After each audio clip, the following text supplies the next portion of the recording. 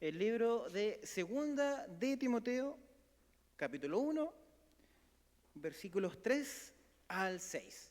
Vamos a estar reflexionando en estos pasajes en este momento. Luego de leerlos vamos a orar y nos vamos a la reflexión. Segunda Timoteo 1, del 3 al 6. Amén. Dice en el nombre del Señor: doy gracias a Dios, al cual sirvo desde mis mayores con limpia conciencia, de que sin cesar me acuerdo de ti en mis oraciones noche y día, deseando verte al acordarme de tus lágrimas para llenarme de gozo, trayendo a la memoria la fe no fingida que hay en ti, la cual habitó primero en tu abuela Loida y en tu madre Eunice, y estoy seguro que en ti también. Por lo cual te aconsejo que avives el fuego del don de Dios que está en ti por la imposición de mis manos. Amado Dios, gracias por tu palabra, gracias Señor por este pasaje en el cual sabemos que vas a hablar a nuestra vida, y te rogamos que nos permitas estar atentos, Señor, para poder ponerlo en práctica y para poder hacer viva esta palabra en nuestra vida. Ayúdanos, Señor, a poder disfrutar este momento y a poder, Señor, también estar atento a todo lo que tú quieres decirnos a nuestro corazón.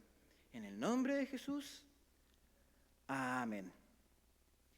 Después de haber escrito su primera carta a Timoteo, esta segunda carta es bastante diferente en cuanto a las circunstancias y el momento en el cual Pablo la escribe.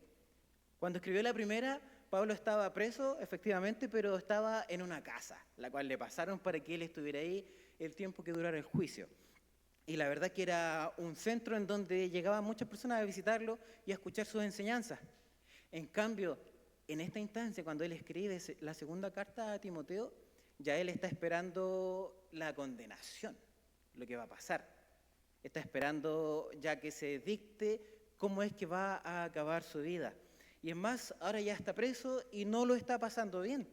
De hecho, si nos ponemos a leer más en profundidad el libro, nos vamos a encontrar que el apóstol lo estaba pasando mal y le pide a Timoteo que lo vaya a ver, le pide que le lleve los libros, que le lleve la capa, ¿cierto?, para abrigarse, y además le cuenta que muchos lo han dejado solo.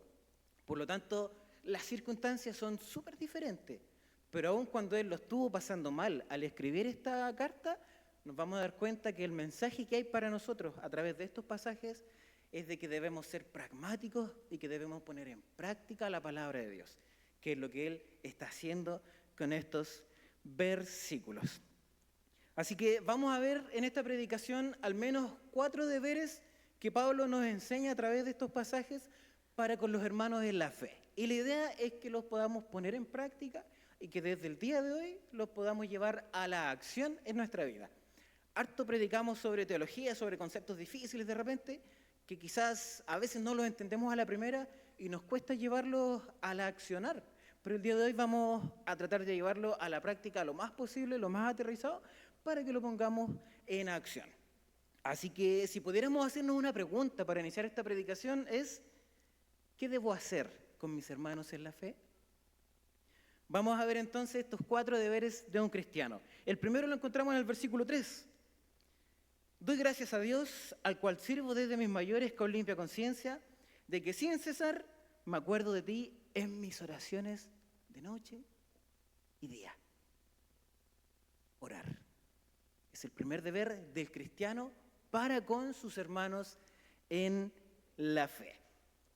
La Enciclopedia Teológica de San Andrés, en la Universidad de San Andrés en Escocia, define la oración como un acto comunicativo mediante el cual uno o más seres humanos se dirigen a Dios. La comunicación siempre implica enviar y recibir, y esto también aplica a la oración, dice esta universidad. A menudo quien ora espera recibir una respuesta mediante una palabra o un acto. Y en principio, dice, cada oración humana a Dios siempre responde a una iniciativa divina previa.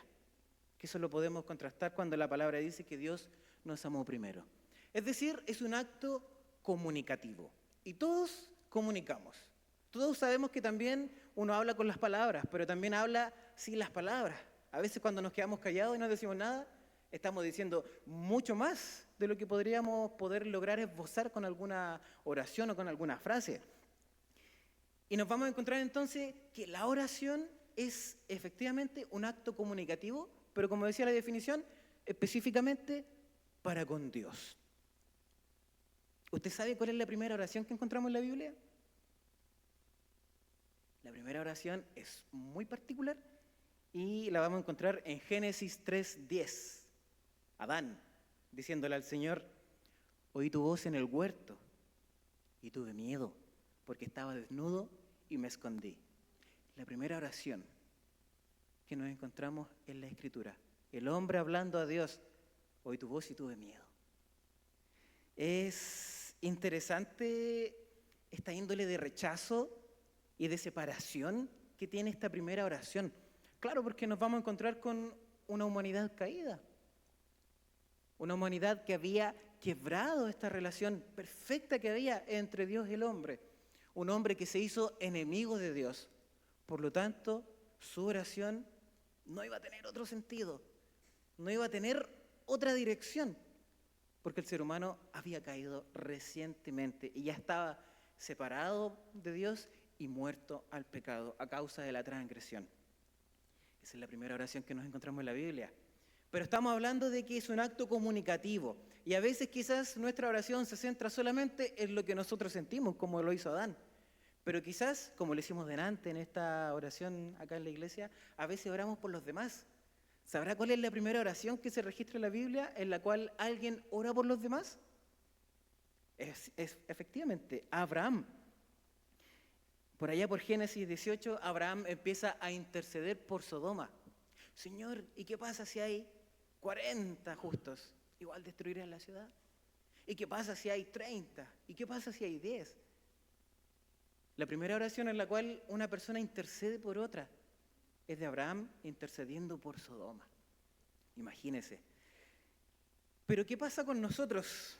¿Cuál es el centro de nuestra oración privada?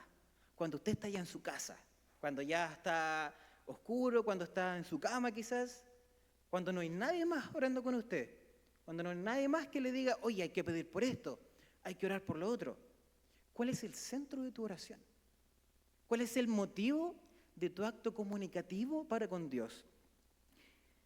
A veces cometemos mucho el error de solamente orar por nosotros, solamente pedir por nosotros, para que Dios sane nuestras enfermedades, quite nuestros dolores, nos cumpla nuestros caprichos, para que nos dé lo que le estamos pidiendo.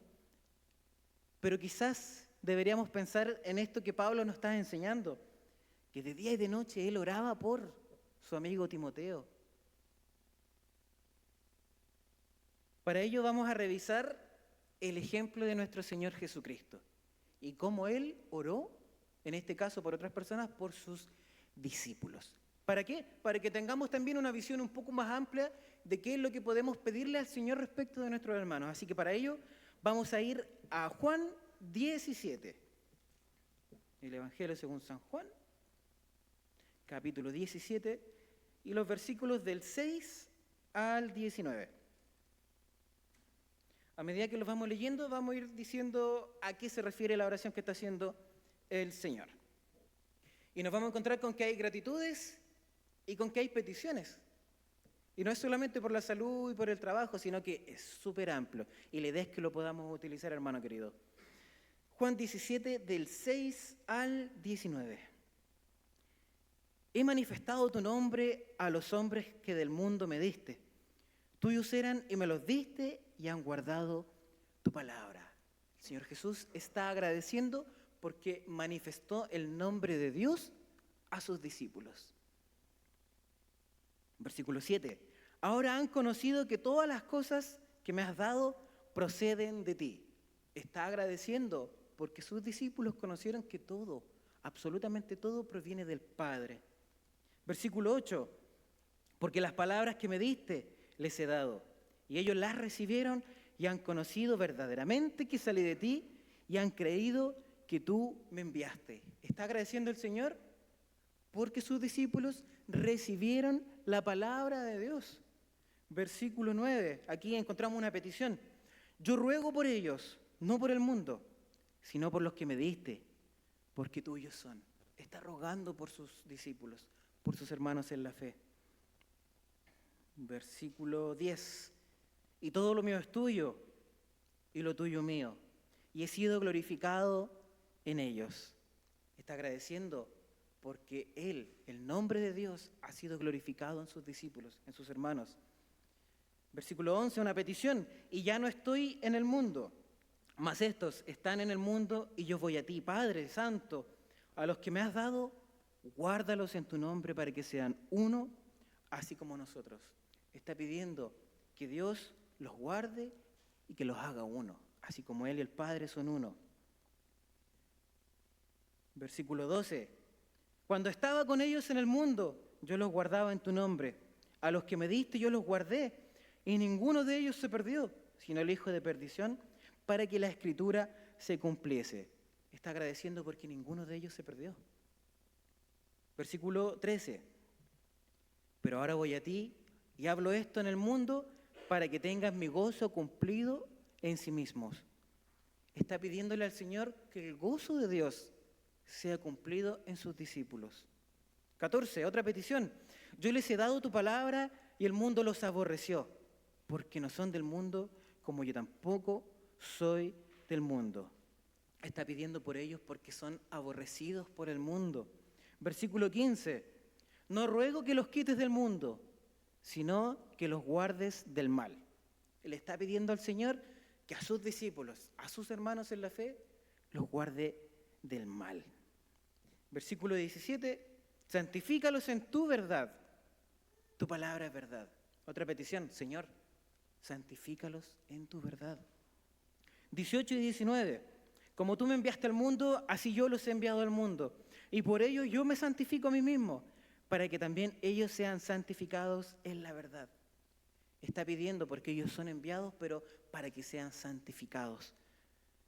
Uno de los grandes deberes del cristiano al día de hoy es que debe orar.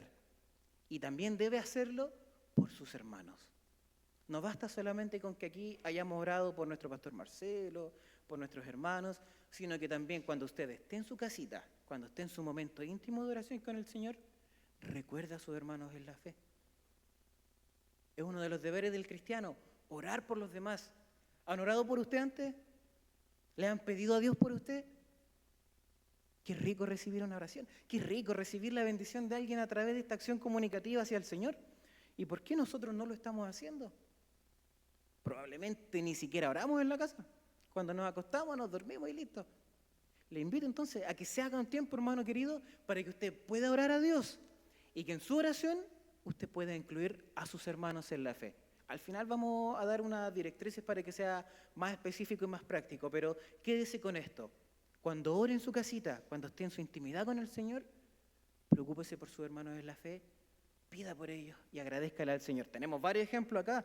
El Señor pidió por ellos para que fueran guardados por el Señor, para que Dios los guarde del mal, para que Dios los santifique, para que Dios les cuide porque son aborrecidos por el mundo. Hay muchos motivos, así que le invito a que pueda destinar tiempo de oración por sus hermanos, para que el Señor también glorifique su nombre en cada uno de aquellos quienes ustedes va a orar. Y al mencionar Pablo que lo hace de día y de noche, no significa que estemos durante el día y durante la noche orando por todos, sino que está hablando de la constancia con la cual él lo hace. Por lo tanto, le invito a que sea una oración constante. Primero, generar una vida de oración.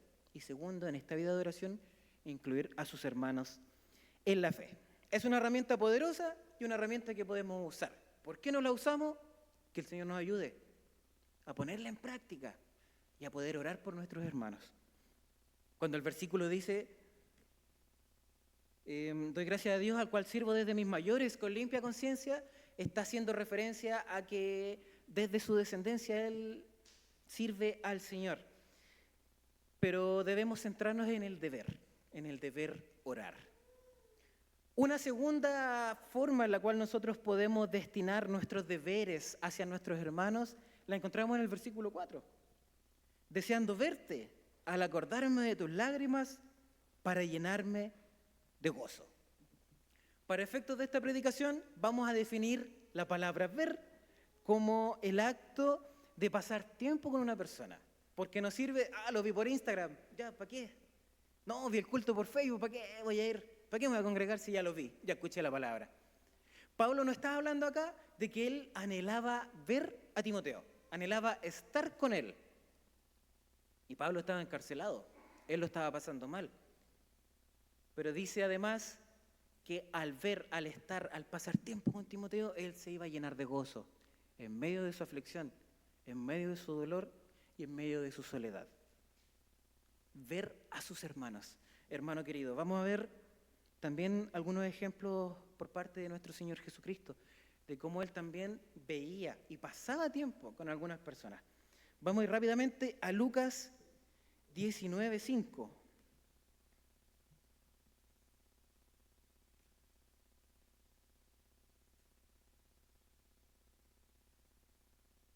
Lucas 19:5.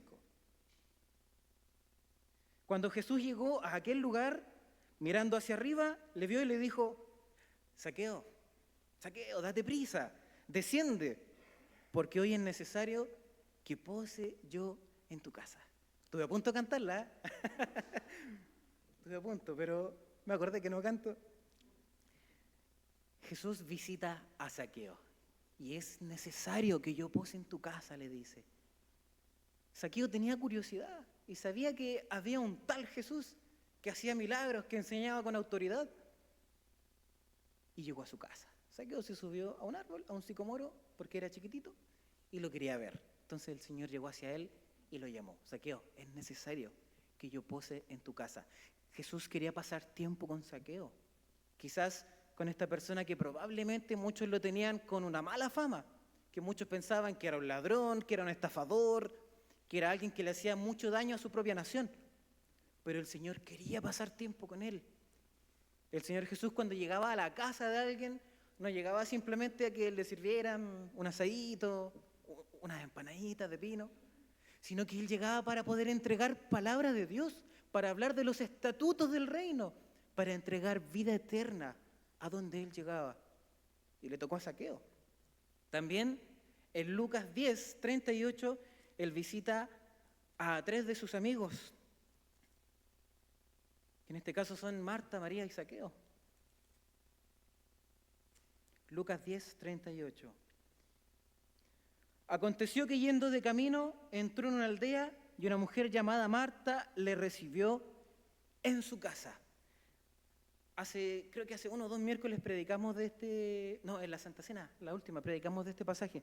El Señor llegó a la casa de Marta, de María, y llegó porque iba de camino, pero Él también entendió la necesidad de pasar a ver a sus amigos, de estar con ellos, de pasar tiempo con ellos. Es más, vimos cómo le enseñó a Marta que ella debía priorizar lo importante, que fue lo que hizo su hermana María, que era pasar tiempo con Jesús.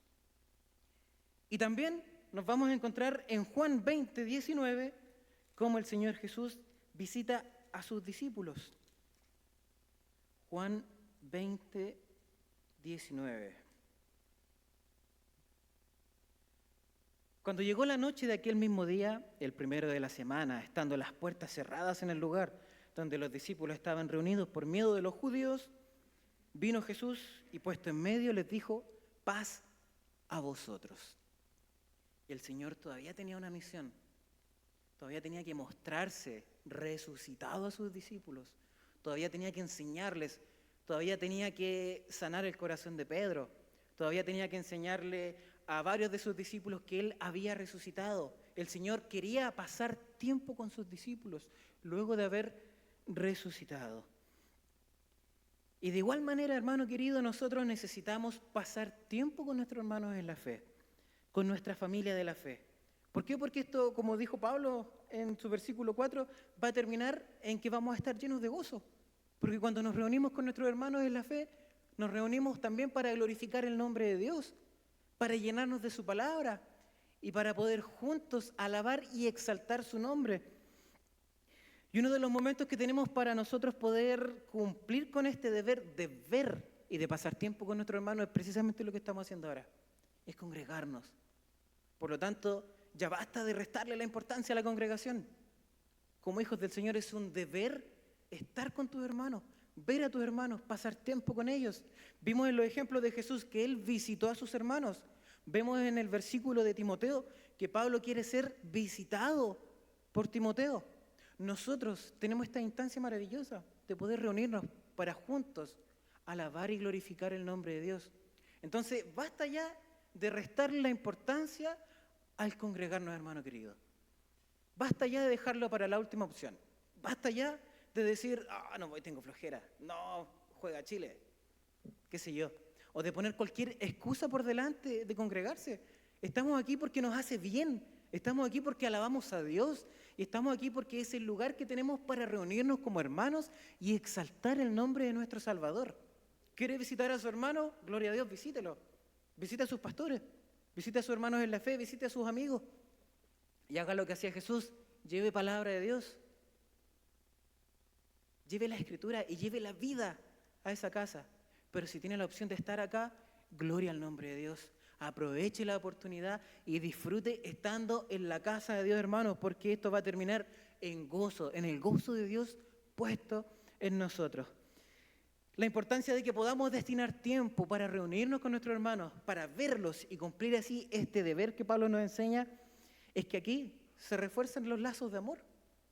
Se refuerza aquella comunión que Dios quiere que tengamos los unos con los otros. Por lo tanto, deseando verte, le decía Pablo, que sea también nuestro sentir y nuestro deber, desear ver, desear pasar tiempo con nuestros hermanos. Y qué mejor que pasar tiempo alabando el nombre de Dios junto a nuestros hermanos en la fe. Gloria al nombre de Dios. Tenemos hasta aquí 2 deberes entonces. El primero, orar por tus hermanos en la fe. El segundo, ver, pasar tiempo con tus hermanos en la fe. Vamos con el tercero, en el versículo 5. Trayendo a la memoria la fe no fingida que hay en ti, la cual habitó primero en tu abuela Loida y en tu madre Eunice, y estoy seguro que en ti también. Vamos a entender esta porción no como conocer, sino que como profundizar un poquito más en lo que es la otra persona. Porque a veces nos pasa que ni siquiera nos sabemos el nombre del hermano. A veces no nos sabemos ni el nombre del pastor que está predicando. La intención de Pablo aquí es mostrarnos que él conocía no solo a Timoteo, sino a su familia. La fe que habitaba en tu abuela Loida y en tu madre Eunice. Pablo conocía a Timoteo, conocía su historia familiar, conocía a su familia. ¿Y por qué es importante esto? Porque tiene muchas más herramientas al momento de orar por él. Y algo importante es que conoce de la fe que habitaba también en la familia. Entonces, esmerémonos también en conocer un poco más al hermano que nos rodea, al hermano que está al lado tuyo, para que mucho más efectivamente podamos orar por él. Y quizás así vamos a entender qué es lo que está pasando. Por lo tanto, otro de los deberes importantes que tiene el cristiano y que Pablo nos muestra en estos versículos es que debemos conocer en mayor profundidad a nuestros hermanos en la fe. Vamos a revisar 3 ejemplos nuevamente de nuestro Señor Jesucristo, de cómo Él conoció un poquito más allá a sus discípulos. Para ello nos vamos a ir al libro de Juan, capítulo 1, versículo 42.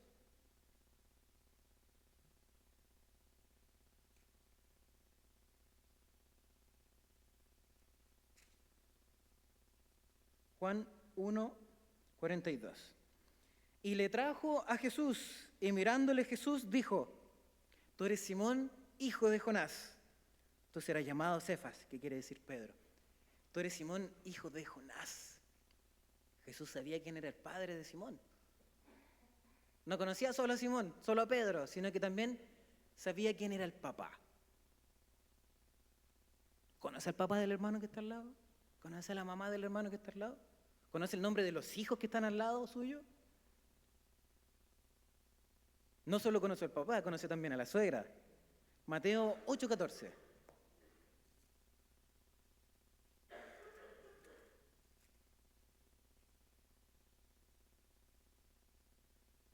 Mateo 8:14.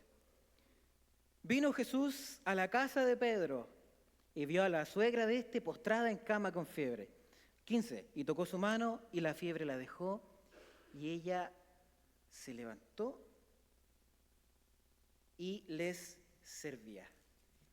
El Señor también conocía, en este caso de Pedro, a su suegra. Conocía también la familia de Pedro. Y un ejemplo más, en Mateo 20:20.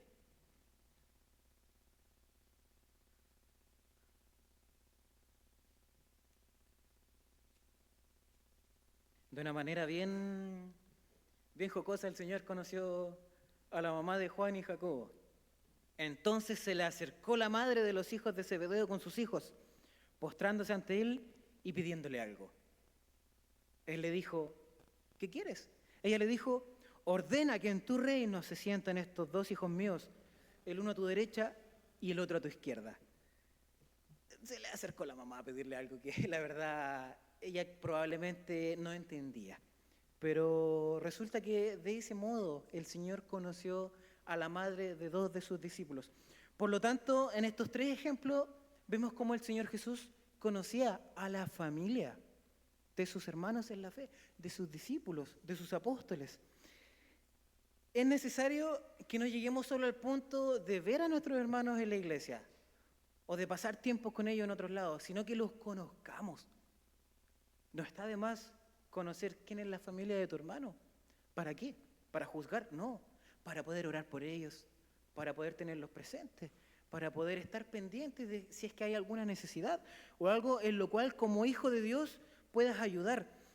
Por lo tanto, conoce a la familia de aquellos que te rodean, sobre todo de tus hermanos en la fe, hermano querido.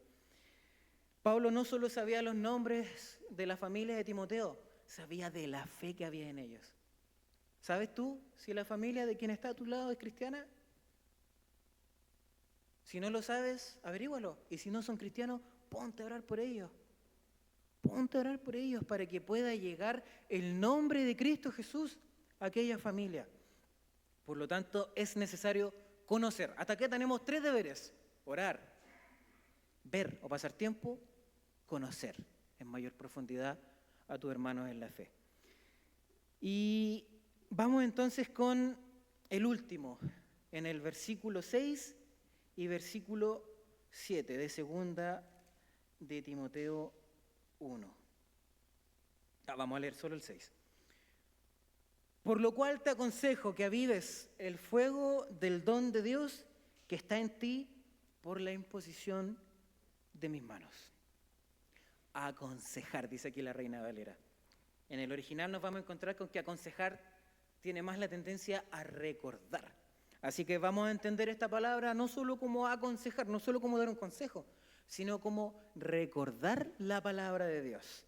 Por lo tanto, teniendo esto presente, el cuarto y último deber que vamos a revisar el día de hoy de un cristiano para con sus hermanos en la fe es que podemos, cuando sea necesario y de la forma más correcta posible, recordar la palabra de Dios. Ser capaces de aconsejar o de entregar una palabra de fe, una palabra de ánimo, una palabra viva y necesaria para tu hermano que te rodea.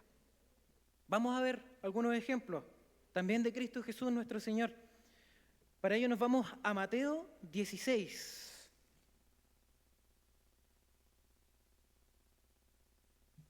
Del 24 al 27.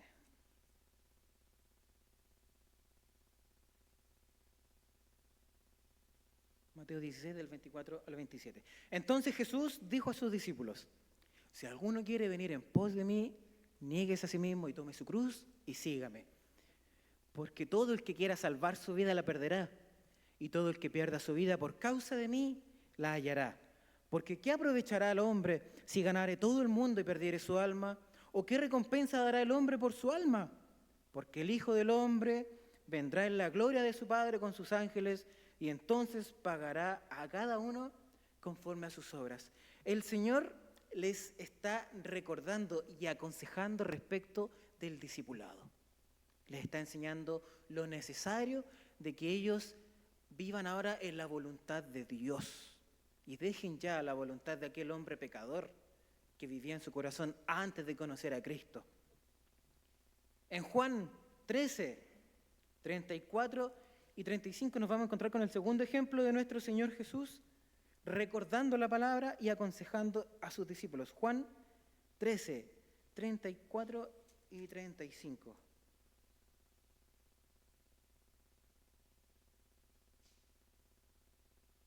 Un mandamiento nuevo os doy, que os améis unos a otros, como yo os he amado, que también os améis unos a otros. En esto conocerán todos que sois mis discípulos, si tuviereis amor los unos por los otros. El Señor les está aconsejando y recordando la palabra respecto de la temática del amor. Ámense los unos a los otros. ¿Qué estaba pensando en todo esto? El Señor Jesús hace poquito había anunciado la traición de Judas y después de esto iba a anunciar la negación de Pedro. Pero entre medio de ello el Señor les aconseja, ámense y así van a conocer que ustedes son mis discípulos e hijos de Dios. Y además en el mismo libro de Juan, en el capítulo 14, 27, nos vamos a encontrar con que el Señor les da un consejo más, les recuerda una cosa más que es importante sobre su palabra. La paz os dejo, mi paz os doy. Yo no os la doy como el mundo la da. No se turbe vuestro corazón ni tenga miedo. Jesucristo les está recordando respecto de la paz que ellos deben tener en su corazón. Está aconsejando y está recordando el Señor constantemente, estos son solo 3 ejemplos, respecto de la doctrina de Dios y de cómo ésta debe ser viva en ellos, sobre el discipulado, sobre el amor y sobre la paz. Probablemente conozca a algún hermano en la fe que necesita, por la situación que esté pasando, recordar palabra de Dios, pero quizás está tan metido en el conflicto, está tan metido en la aflicción, está tan tomado por el dolor, que a lo mejor ni siquiera tiene el tiempo de poder él mismo recordar palabra de Dios, pero tú que lo conoces, tú que lo amas, tú que pasas tiempo con él, puedes darle palabras de ánimo, palabras de fe, palabras de amor. Por lo tanto, este cuarto deber de poder aconsejar o recordar la palabra de Dios es necesario y va a poder ser efectivo cuando tengamos los otros 3 deberes también, que eran orar por tus hermanos, ver a tu hermano, pasar tiempo con él, conocer a tu hermano, aconsejar o recordar la palabra de Dios. Es importante, hermano querido, que la palabra que Dios tiene para nosotros la podamos hacer viva y la podamos hacer práctica. No nos quedemos solamente en el, soy cristiano. No, que los pastores se preocupen. No, que los familiares se ocupen de eso. No merece mi oración. Hermano querido, todos necesitamos oración de nuestros hermanos en la fe y además probablemente hay alguien que necesita ser conocido por ti, que necesita pasar tiempo contigo, que necesita recibir palabras de ánimo, palabras de fe, consejos y recordatorios de la palabra de Dios a través de ti. Probablemente Dios te quiere usar para con tus hermanos. Por lo tanto, debemos cumplir con nuestros deberes como hijos del Señor. Para poder hacerlo práctico y para poder hacerlo vivo en nosotros, yo te voy a pedir, hermano querido, que puedas pensar en una persona de los que están aquí presentes. Piensa en alguien. No es necesario que mires para atrás o que le digas, en ti. Piensa en alguien. Piensa en esta persona y ora por esta persona toda la semana. En los distintos ámbitos que hemos visto. Ora por esta persona. Si no lo conoces, acércate. Pasa tiempo con él. Ahora después del culto, pregúntale, oye, ¿cómo te llamáis? ¿Cómo se llama tu mamá? ¿Cómo se llama tu papá? Pasa tiempo con tu hermano. Conócelo un poco más en profundidad. Y cuando sea el momento necesario y lo necesite, entrégale palabra de Dios. Entrégale consejos de amor. Entrégale palabras de amor, palabras de paz, que probablemente va a necesitar en algún momento. Y quizás tú o yo vamos a necesitar, y el hermano que pensó en ti se va a acercar y va a glorificar el nombre de Dios en tu vida a través de sus palabras. Por lo tanto, hermano querido, pongámoslo en práctica, hagámoslo acción, hagamos esta palabra viva en nosotros y podamos así cumplir estos 4 deberes que Pablo nos ha dejado escritos en estos versículos. Para finalizar, los vamos a volver a leer y vamos a orar. Doy gracias a Dios, al cual sirvo desde mis mayores con limpia conciencia, de que sin cesar me acuerdo de ti en mis oraciones noche y día, deseando verte, al acordarme de tus lágrimas para llenarme de gozo, trayendo a la memoria la fe no fingida que hay en ti, la cual habitó primero en tu abuela Loida y en tu madre Eunice, y estoy seguro que en ti también, por lo cual te aconsejo que avives el fuego del don de Dios que está en ti por la imposición de mis manos. Te invito a ponerte en pie, hermano querido. Amado Dios, A Jesús seguiré.